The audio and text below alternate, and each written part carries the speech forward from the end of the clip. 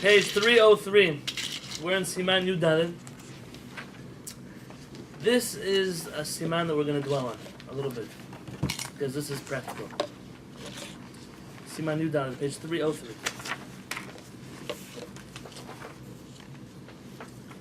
Dinei tzitzit, the laws of tzitzit, sha'asa'an goy, that a non-Jew tied the knots on them, v'nashim, and women tied the knots on them, v'talit shulan, the laws of borrowing someone else's talit. Uvo hei seifim, and there are 5 halachot in this chapter. The first one. Tzitzit, sha'asa'o goy pasul. If a non-Jew ties the tzitziot are not able to be used. They're not kosher. Dichtiv, for what reason? It says in the Torah, Daber el bnei Yisrael. The beginning of the mitzvah of tzitzit specifies, speak to the children of Israel. La'fuke goyim, this comes to teach you that only Jews are able to tie tzitziot and not non-Jews. And you'll see that there actually is an argument in the poskim whether or not a non-Jew who's a non-Jew is tying the tzitziot and a Jew is standing and saying, listen, say l'shem mitzvah tzitzit, you're doing this for the tzitzit. Does that work? Meaning, is it that we're worried that this non-Jew doesn't have the right consciousness in mind when he's tying the tzitziot? Like we said by the twisting of the twisting of the strings? We had some opinions over there. Or is this just something we learn out from the Torah? The Torah uses the word the children of Israel, and therefore it excludes non-Jews regardless of what the situation is. So let's see in the halakha b'ra down below. Haksharim, those who are kosher, avapsulim, those who are not. Lahatalat chutei tzitzit bebeged hatalit. Those who are kosher are not to tie the tzitziot on the corners of the talit. Hatalat chutei tzitzit bebeged, tying the tzitziot on the corner of the clothing. Tzricha leheasot dafka l'dei Israel, must be done specifically by a Jew. Vim hitil goy et tzitziot bebeged talit, and if a goy put on the tzitziot on the corner of the talit, psula talit, the talit is pasul, you cannot wear it. Mishum shenehemar, like it says, daber el bnei Yisrael v'amarta alehem v'asulem tzitzit, speak to the children of Israel and say to them, make for me tzitzit. V'darshu chazal bnei Yisrael yasu tzitzit v'nal goyim. And our rabbis teach us in the tractate Menachot and the Talmud, the Jewish people must make the tzitziot and not anyone else. V'afilu Yisrael omed al gabav, and even if there's a Jew standing over him and saying, Omer l'shem mitzvah tzitzit, this is being done for the sake of the mitzvah of tzitzit, pasul, it is still not kosher talit. Is the opposite true? Because you've told us sometimes like some mitzvot like a non-Jew cannot fully participate in Shabbat, and you can't have non-Jew like participating in Pesach. What about can non-Jews buy techel tzitzit and swag them? Can they go ahead and? We're gonna get to these halachot. Oh, okay. So we're getting. If a non-Jew, if you're allowed to sell him a tzitzit or a talit, and those halachot are going to change as the generations change and as the purpose of buying the tzitzit change. And it seems like, if a Palestinian were to walk over from Ramallah to Yerushalayim and to Jerusalem and the Masharim and say, hey, I want to buy a long black coat and a strimal. Yeah. That's something The store owner panic. must be very careful about what he sells, because the chances of this guy buying the long coat and the hat because it's his new style that he wants to adopt in Ramallah is very slim, and the chances that he's going to use it to trick someone else into believing that he's Jewish is much higher, and therefore Chazal instituted such halachot back in the day with talitot. That it used to be that a talit was a signifying, it was a sign on a person. You saw them with tzitziot and you knew how that person is Jewish. And because everybody had a robe and everybody had a beard and so how do you know, everyone covered their head with something, so how do you know who's Jewish? You saw that they were wearing a talit.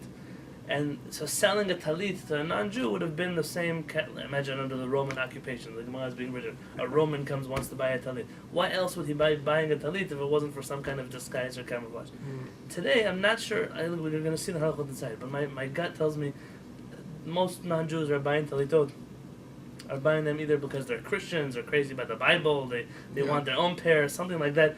And that already goes to a different story. We sell holy articles to people who might not treat them with holiness, but it's not a problem. We're not afraid of them using it for something inappropriate. Rather, it's more, it's just a question of on a halachic level. Do we? I told you about the church that did pseudo-Jewish services with accepted Jews and non-Jews, and they had a Sefer Torah, and they wore talitot while singing Christian hymns.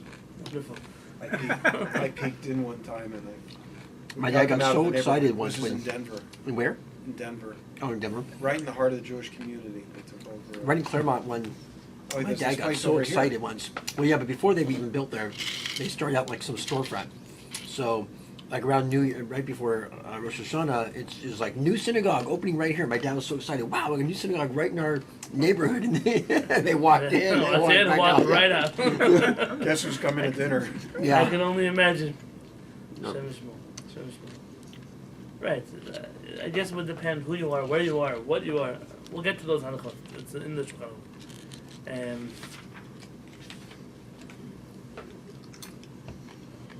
Im hitil Yisrael chutei tzitzit bebeged on page 3 or 4. If a Jew puts the tzitziot in the corner, v'karach chulya rishona, and he ties the first knot, v'kashar maleh shnei ksharim, and then he ties the second knot, meaning he ties the first knot, which is really made up of 2 single knots, so it's 1 double knot. He ties this first piece on the corner. Yeah? ולאחר מכן סיים הגוי כחד שאר חוליות וקשירת שאר הקשרים, and the non-Jew finishes the rest of the knots. כשרה הציצית, the tzitzit is kosher, because the only one that's obligated to be on the tzitzit is the first one. The rest of them are just customs, rabbinic customs, customs we picked up in different places. The first knot is the main knot of the tzitzit, and therefore technically if a non-Jew would tie the rest, it would be kosher. You can outsource the rest if you. Clean the fire in the house. I don't understand. Maid. It's called cooking. You turn the fire, maid work. After that, maid works. So if the Jew, Right, but I don't agree with that halakha, but yes, there's some people if the would say Jew that. makes the first knot, a non-Jew can do the rest. Is that Yes, because the rest of if you only have 1 knot in your tzitzit are kosher to be worn. 1 knot meaning 1 double knot. If you have 1 double knot on each corner, it's a kosher tzitzit. The rest of this is custom. That's why there's so many different ways to tie it. It's not saying that's what you should do. Just if that was what was done, it's okay. Maran continues on the top of page 305. Isha, a woman though, kshera lasoto. She's kosher to make tzitzit. So a lady can take the talit and buy the Jewish strings. woman. A Jewish woman, very good, and she can tie the tzitzit on all the corners of the person's talit. Haga says the Rama. Wait a second. He says, I don't like this halakha. V'yesh machmirim. Some of us are strict. Lehatzrich anashim shi'asu oto. To require men to be the ones who tie the tzitzit. V'tov la'asot ken lechatchila. And it's good to do this in an ideal way. Meaning, if you're asking, someone comes to ask the rabbi, you should tell them, it's better you should tie it. That's what the Rama says. That's why it's in Rashi's script. Does he have a source for that, or does he have a? So we're gonna see now what the question is. Before we get there, let's just draw the bottom line. Maran says a woman is kosher to tie tzitzit, period. Rama says no, it's preferable that a man should do it. According to the Rama, if a woman does tie the tzitzit on the corners, is the talit not kosher? No, it's to be No. kosher. It's still kosher because what language does he use? It say it's prohibited. He's in the chatchila. Very good. Saying only if someone's coming to ask, but if it was already done, it's kosher. He's agreeing with Maran halakha, but he's clearly worried that there are opinions that invalidate such a tzitzit, and it's better to. Is he referring to Kabbalistic opinions? No, we're going to see inside actually which opinions. This is very interesting. This is an interesting topic. Because you think about the menstrual period, like a woman, some sources hold a woman shouldn't touch. Interesting that this doesn't come up in those. I mean, this part does come up by Sefer Torah, Tefillin, but not by tzitzit. Here, the real argument is whether a woman is obligated in tzitzit in the first place. And if she's not obligated, so how is she kosher to tie the tzitzit on the corner of the clothing? And how can a person who's not obligated in something fulfill the mitzvah for you? The mitzvah here is to tie the tzitzit and then to wear them. How could she do part of the mitzvah, which is crucial? Let me ask you a different scenario. What if a man ties the first double knot, and a woman ties the rest? Should be fine. Why should it be fine? The same as with the non-Jew. If it works by a Because it's non-Jew, for sure it's going to already- work by yeah. a Jewish woman who's tying the rest of the strings. So when I tied one of my talit, my Yom Kippur talit, the white one that I wear. So I tied 3 corners. My wife wanted also to tie one. So while it took her time to tie one, I did the other 3. And I don't remember. We sat down, we learned this in Shulchan Aruch, and I don't remember if she asked me to tie the first double knot and she did the rest, or if she did everything. Either way, for me, it's okay. The question just is, what about an Ashkenazi person who borrows that talit? Should I tell him, or should you?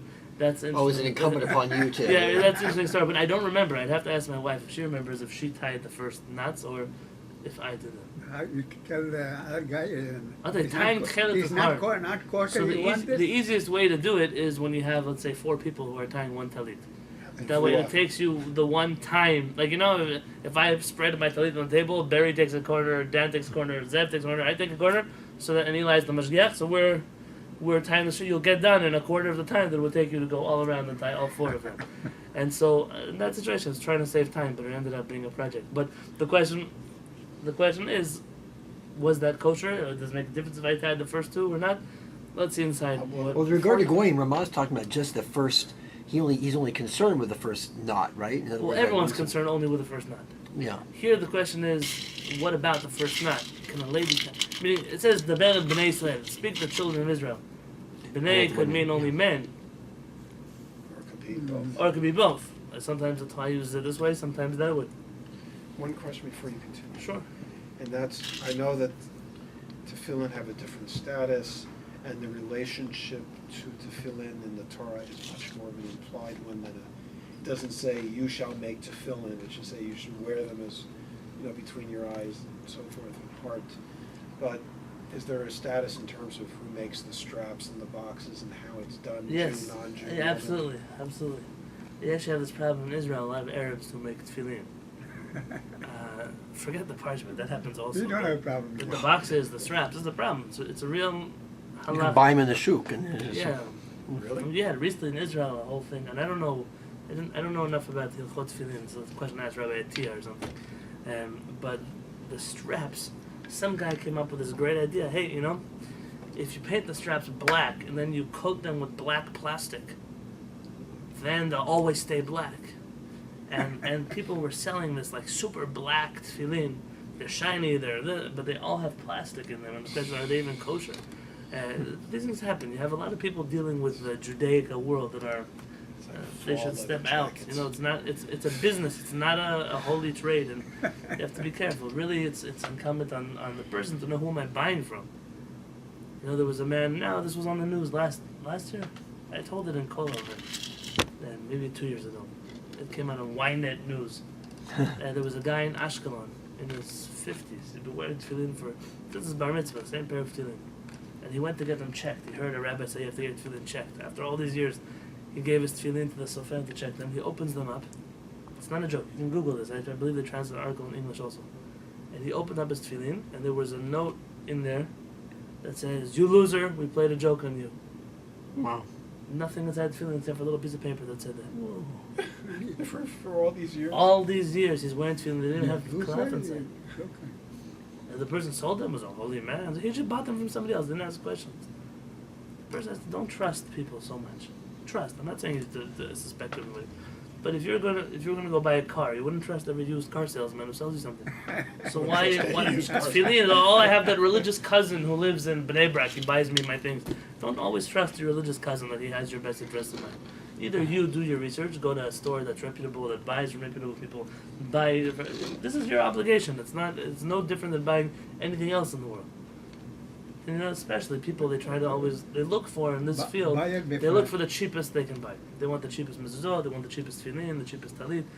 You get what you pay for in the world. The world works like that. Xerox. So far there's no really brand name tefillin. You don't get Versace tefillin. It doesn't happen yet. Yeah, I don't know what a brand would be. But you have companies that are more reputable, that are less, someone's selling you a pair of tefillin for $100. You should be worried. And you could buy tefillin, and the people spend $50,000 in the bar mitzvah for the DJ, for the flowers, for the disco lights, for whatever they pay, but they won't take out more than $300 on a pair of tefillin. Scary. I'm sure you see this all the time. Oh yeah, people pay much more for their tennis rackets. They pay more for their skis. But Pay it more comes for to their the things that snowboards. are important. I'm sorry, we want the cheapest you have in the store. Yeah. I mean, they're probably right. The kid's only going to wear them once and pass them on to his kid when he dies. if the boxes kid in my marries someone tefillin for Jewish. my bar mitzvah are as big as the tip of my thumb. Oh, yeah. Really? And the Yeah, straps they are call as- them bar mitzvah tefillin. Like you don't really Disposable. like they're disposable. You know, like This is a talit. in my bag and in Now, the what can truck. be wrong with a talit? Talit, for the most part, you could look at it to see if it's kosher. It's tzitziot, tefillin, mezuzot. Mezuzot is a big problem. Photocopied mezuzot, fake mezuzot. They're written on parchment. They're written with ink, but they're made on computers. You know that there's a system. oh, that ink checks. jetted and Yeah, there's a system that checks mezuzot to see if they're like if they're too perfect. It's a problem. You could very easily tell if the letters are all. It's a handwritten trade, and so they have these people that check mezuzot. They check by hand and also by computer, and they've discovered that this machine will say, "Oh, this one is a forgery," and we have found 45 other ones like that in different places, and they'll tell you that they found 40. Meaning, if I find the same mezuzah here as I found in Canada that I found in France, there's no way in the world you have a mezuzah that's identical to another one. It just doesn't happen. And so there was a factory now in Tel Aviv that was busted by the Israeli police. And in this way, it's like there's no separation of church and state, so the Rabbanut can bust people and things like this. It was a factory of Arabs that made plates with Sofer's handwriting. I mean, they took one real mezuzah and they made plates out of them, and another, and they had like 400 different kinds of mezuzah, 400 different plates, and they would print with actual ink on real parchment. It looks like any Sofer who would see it would think it's a handwritten mezuzah. There's no way to tell. And the only thing that managed to catch them was this computer program, because after a few years of mezuzot being checked in different places, a few of them came back that they're identical to another mezuzah somewhere else.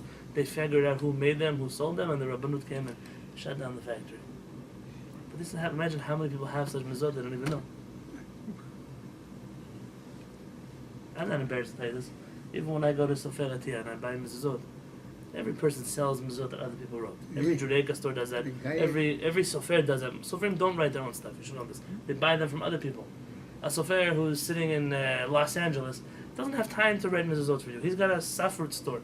So he knows some yeshiva guy in Bnei Brak who writes mezuzot. He doesn't have a store. He's the middleman. He buys the mezuzot from him and he sells them over here. And so when I go to Rabbi Tia, buy mezuzot, I tell him, from my house, I tell him, I don't want anything you sell me. I want you to write it. It has to be in your handwriting. Because if something goes wrong here, I want it to your name. What, does he charge more for that? A little bit more, but Just it's a worth it. I did this in Israel too. I paid once. I'm not embarrassed to tell you. I had a mezuzah in my dorm room. I opened it up and I didn't like what I saw in there. So I went and I bought a mezuzah from a sofer, a rabbi in Yerushalayim. I sat there with him while he wrote it for me. I paid him $180 more than I would pay for a mezuzah anywhere else. A lot of money. But I wanted a kosher mezuzah. It's almost scarier to buy Judaica in Israel than it is in America. So I made sure I saw him write it and I took it. So you have to be careful. Don't always take the cheap way out. The one place, the main gate doesn't write it, but there are He's like every other business. He buys and sells other things. 6, 7 people in the office write it. Sure, I was now in Jerusalem and I went to the Sofer Center, and you see the one businessman. He's very good at business, and he has, let's say, a store like this, and he sells all kinds of Torah cases. And in the other room, he has like 20 Sofers that are yeshiva guys, Kollel students, whatever they are, and he knows that they don't stand a chance to sell their product somewhere else. He'll tell them, listen, how much would you retail in the mezuzah for? $40? I'll buy it from you for $10. But you can sit here, I'll give you the tools, I'll give you utensils, I'll give you a room. You write them, I sell them. And this guy is making his $30 on the mezuzah, whatever else he sells his mezuzah for. He's the guy who sells them to America, he's got a website, he's got a company, a shipping company. And so essentially he was smart. Instead of working hard, he's also a sofer. But he hasn't written the mezuzah in 100 years. He has somebody else who sits and does all the work for him. And essentially these guys are happy because if they were to sit and write at home all day, they could get more money, but they don't have anyone to sell to. So this is the way of the world. Not every sofer writes his own stuff either. So you just have to make sure that wherever you buy, they know who they're buying from. That's all. You saw in Brooklyn they do these things. Yeah, like you have this man that you buy from, right? That you know. Yeah. So this is someone who's. I did my research, and this is a reputation. That's what you have to go with. When it comes to tefillin, we give people like 5 or 6 different sofrim and samples of their work, and let people choose like which handwriting they like the best, or which. Sometimes it's about the katav or intention. You got people that want Alter Rebbe Katav. You want Arizal. You want Sephardic. Wait, Sephardic's just that you mentioned it. Sephardim, we don't use Rabbi Yosef Kairo's writing. I don't know if you know that. We also don't use the Arizals. Ashkenazim use Rabbi Yosef Kairo's font, his writing. The Chabad use the Arizal's writing. And we use an old writing that was from the time of the Rambam called Valish, it's called. It's not, how got the name? I don't know. Valish. This is the writing that we use. The Sephardic Torah, that's what it looks like inside. It's pretty like the shins come over more. Yeah, it's a different, it's a more block kind of text. And it's not as, the Ashkenazi writing is very delicate. It's almost like stick figures as opposed to real bold blocks. It's a different way to write. They're all kosher. Nothing's wrong with them. But just yesterday, I got in the news. What kind of news? Religious news. I got in the news that the Arizal, they have a letter that he signed, and the text, that the writing that he used to sign was the old Sephardic handwriting, the old Sephardic Torah handwriting. So he didn't use his own writing to sign his letter. So what does that say about that Arizal writing? I don't know. It just, It's some good marketing back in the day by someone who... by someone who knew that Arizal's writing. Okay. So let's see the bottom here. Dat rov raboteinu harishonim, page 305. The majority of our Rishonim, the early rabbis' opinion. I can find it for you. No pictures there.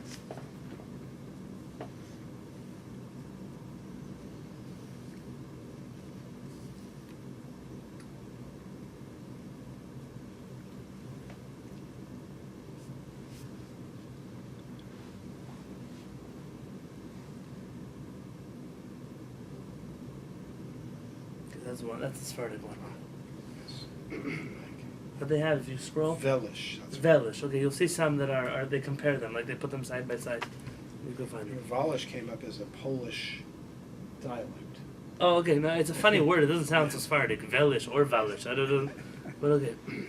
Dat rov raboteinu rishonim, the majority of our rishonim, umaran Shulchan Aruch and Rabbi Yosef Karo, sheisha kshera latin chutei tzitzit bebeged atalit afilu lechatchila. That a woman is allowed to tie the tzitziot on the clothing even in a lechatchila situation, even ideally, meaning there's no reason to be strict about it. V'katav Maran Bet Yosef, and Maran writes, sheken minhag ha'olam laken, that it seems to be that the custom of the Jewish community is to be lenient, meaning not to take Maran Ramah into consideration. Now the question is, just because it's kosher, am I allowed to make a bracha on that talit? Tell me why not. Why wouldn't I be allowed to make a bracha on an otherwise kosher talit? What am I worried about? Meaning, for me, it's kosher. I'll get a mitzvah of tzitzit. Making a blessing, I'm sticking my head now in the question of saying Hashem's name in vain. Why Hashem's name in vain? Because it's not kosher. Because maybe according to the Ramah, it's not kosher. So why? Wearing it, I'll wear it. But do you have But to to start satisfy making more than one opinion? Well, in the realm of brachot, we try to satisfy more than... In the realm of practice, we don't. But in the realm of brachot, we sometimes don't make a blessing because some people argue about whether or not you should make that blessing. It's like the whole thing with Hameh. Right, exactly. Very good.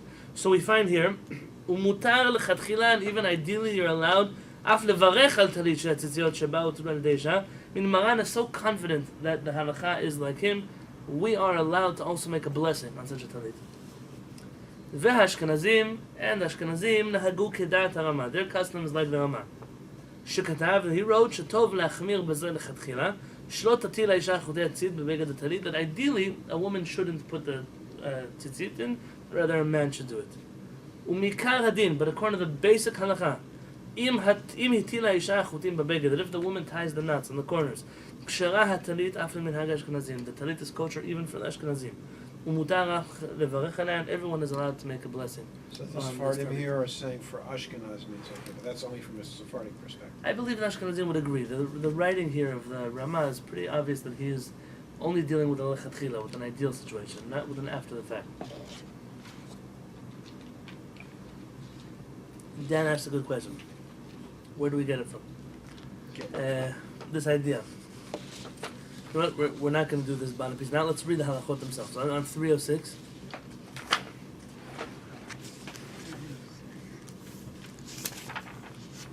No, it's okay. Let's do the bottom of the page. I'm sorry. Yeah, 305 at the bottom left column. Gimel? Where it says bet. Bets, okay. Ayen betosfot. Look in the Tosfot. B'shem Rabbi Tosfot is an Ashkenazi or Sephardic word. Ashkenaz, written in Germany, France. B'shem Rabbeinu Tam, in the name of Rabbeinu Tam. Shekatav l'hachmir b'isha, that he wrote that you have to be strict by a woman. Mishum delo mifkeda b'mitzvah tzitzit, because she's not obligated in the mitzvah of tzitzit. That's an interesting reason. Meaning, how can one fulfill the mitzvah for me if they're not obligated in it? And there's a separate mitzvah of tying the tzitzit versus the mitzvah of wearing them, right? Well, the mitzvah of tying it will be connected to the one who's wearing it. If a person's not obligated to wear them, they obviously won't be obligated to tie them. Because if you can own a four-cornered garment, the only time without tzitziot, the only time you have to put tzitziot on is if you're going to wear them. A woman's allowed to wear a four-cornered garment without tzitziot. She can wear your talit without strings on them. So, are you allowed to delegate mitzvot? Yeah, we do it all the time. I pay the guy at the store to tie the tzitziot for me. Yeah, but could you pay a woman to do it for you since she's not And obligated? that's what's weird. Well, that's the question. This is what we're talking about. Meaning, like, if I have a tzitzit factory, can I let women tie the tzitziot on the tzitziot and give them a job? V'katav v'hagot Maimoni, he writes, I mean, they can make wine. They don't say kiddush necessarily, right? They can. but they are obligated in the mitzvah of kiddush. They also So if there's can't no use man, the then they right. If there's no man, they have to make kiddush also. Very good. That's a good one. Sheken haya maaseh Tarvish. Travish. It's a place in France, it seems. There was a story over there. Shepasal Rabbeinu Tam tzitzit she'til ha'isha, that there was a woman who tied tzitzit, I guess, on her husband's talit, and Rabbeinu Tam said these tzitzit are not kosher, and he made it pasul. וכן הביא בספר אשכול, it's brought down in the book אשכול, בשם איך המרבבת, שאישה פסולה משום שאינה מצווה במצוות ציצית. The reason why a woman cannot do it is because she's not obligated in laws of ציצית. וכן בספר חינוך, and in the בספר חינוך, which according to most opinions might have been written by a Sephardic rabbi, was from the students of the Rambam. כתב, he writes, ושמעתי מגדולים, and I heard from great rabbis, שעשייה אינה כשרה בנשים, that making the ציציות, a woman is not kosher to do.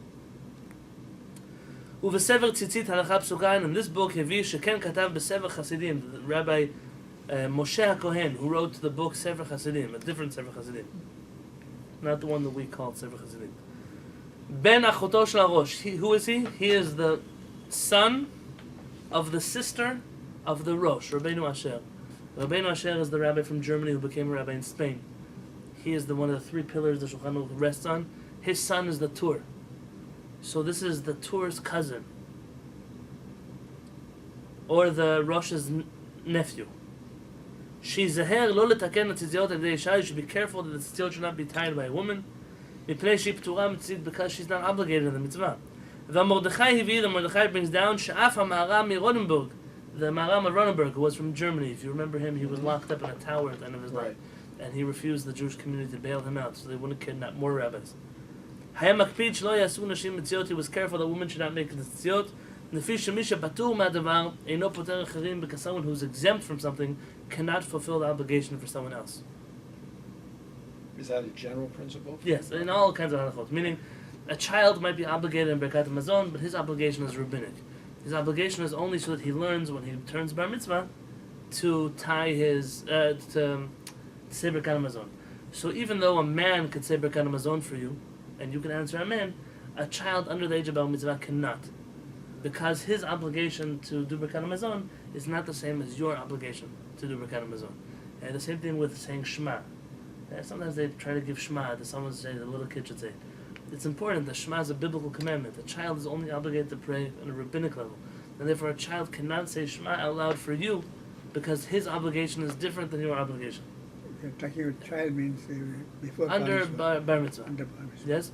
Interestingly enough, according to this halakha, a woman can say Birkat Hamazon for you. If a man's wife doesn't know how to read, I mean, the Gemara does curse such a man, that how is he so illiterate that he can't read the Birkat Hamazon. But his wife is allowed, technically, according to halakha, because she's obligated to Birkat Hamazon the same way he's obligated. The same thing with Kiddush. Or in general. What do you mean? Like if he's not illiterate and can read it, he just says, why don't you read Well, then a Birkat person Hamazon? should do Birkat Hamazon for themselves. I would say if it's a group table, like in the Sephardic community, sometimes One person Baal says for Habayit, everybody. yeah. So in that situation, it was generally the greater person among the crowd was the one who said Birkat Hamazon. And in a social setting, especially in Sephardic circles back in the day, the lady may have been very influential in the household, but she wasn't the leader of the household. Their parents always joke that today maybe it should be the other way around. Today the wife should make Kiddush, the wife should do Hamotzi, the wife should say Birkat Hamazon because the man doesn't have a say in the house anyways anymore. But as a joke, I'm not saying it's the halacha. But the Maharami Rodenberg explains that he's only saying this ideal, on an ideal level, not on a. He's not telling you that it's pasul, just that it's preferable to let a man tie your tzitzit. Ulam b'hagot Maimoni, the Haghot Maimoni writes b'shem ha'Maharam, the name of the same rabbi. Lachmir mitam ha'chesed. The reason is not that women are exempt from tying tzitzit. That's not the reason. Rather, the reason is dichtiv b'nei Yisrael v'lo b'not Yisrael. It says, speak to the sons of Israel and not to the daughters of Israel. So he's calling sons, not children. Yeah, very good. He's reading it as sons, literally, not children. But he pulled it out of his hat. The Gemara doesn't say that. The Gemara uses this to teach about non-Jews. But there is a teaching. In the Psikta it says, Daber b'nei Yisrael prat l'nashim, speaking specifically to the men, not to the women. V'chen here Chida. The Chida writes the same thing in the Birkei Yosef, mitvei Psikta, and so on.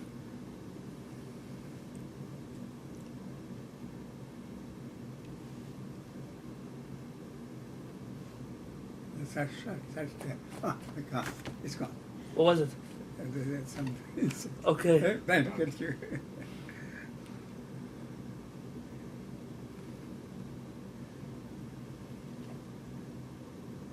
Okay, there's a difference. I don't want to get into it, but there's a halachic difference if you say the reason why a woman can't tie it is because it doesn't say woman in the Torah, or is it because she's actually exempt from the mitzvah, then there would be some halachic differences between the two of them. But for Sephardim, this is not an issue. This whole discussion is moot. This is clearly an Ashkenazi camp. But you learn a lot. Yes, of course. So this is the stand. I mean, it doesn't come. The Ramah's not pulling this out of nowhere. He has a reason why he's. The Ramah doesn't agree with this side. The Ramah is simply saying, why put yourself in a situation where all these great rabbis would say your tzitzit are not kosher? Ulam, but at the bottom of the page. Ulam, the last two lines. Dat rov raboteinu harishonim. The majority of the Rishonim say שהאישה כשרה להטיל החוצים בציצית, that the woman is kosher to tie the tzitziot and the tzitziot on the corners of the talit. וכתב מרן הבית יוסף, and Maran and the Bet Yosef used the following words: דהכי נהוג alma, this is the custom of the world, כדברי המכשירים, like those who say that it's kosher. דרובנין hu, because they are the majority, meaning it's a classic case of majority rules. And more than that, וגם כיתם נכון יש להם, because their reasoning is also sound. They have a good reason to lie. V'yadu ha'klal, and it's known that the rule, on page 306, שבמקום מנהג אין לומר סבר ברכות להקל, that in a place where you have a custom, you don't say you don't make the blessing. And the reason we can make the blessing is because the Jewish community has the custom that women can tie tzitziot. There's no reason to be strict about it. He brings down the Maharshal. The Maharshal says the one who wants to be strict should be strict for himself, but not for other people. Ladies have a job now. There are many other rabbis that say, okay, so ideally you should take care of it, but if not,